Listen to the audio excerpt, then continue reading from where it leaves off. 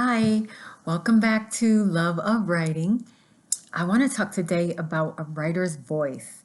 And it's not literally the words we're speaking, but in a sense, it is actually the very essence of the writer in the manner in which they approach a story and deliver that story.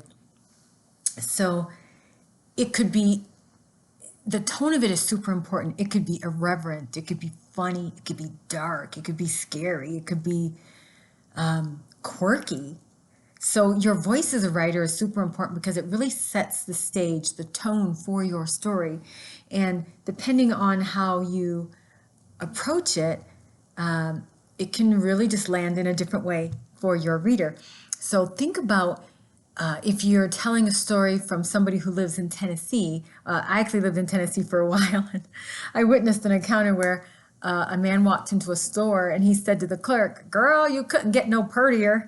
And she said, "I might could." So, I mean, even just colloquial, interesting phrases and expressions like that really set a tone. And it doesn't have to be Southern or a foreign country, but think about using those types of things to add some colloquial flavor, some,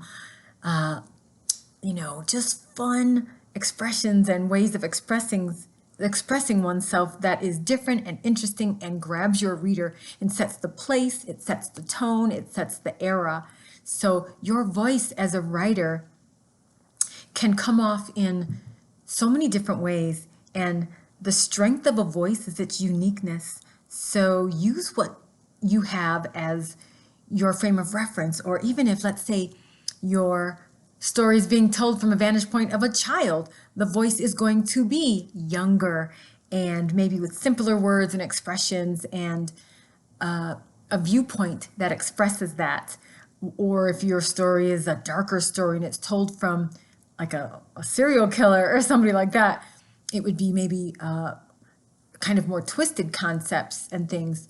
And even if it's not first person, like told from the viewpoint of either that child or that murderer, which we're going to talk about first person, second person, third person in a different one, you can really use that voice to communicate who is telling the story or the viewpoint through which you're telling the story, even if it's not first person.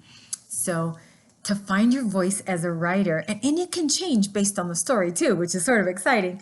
So to find your voice as a writer is such a great thing. It's like once you find your voice, you're golden, and then just tell your story.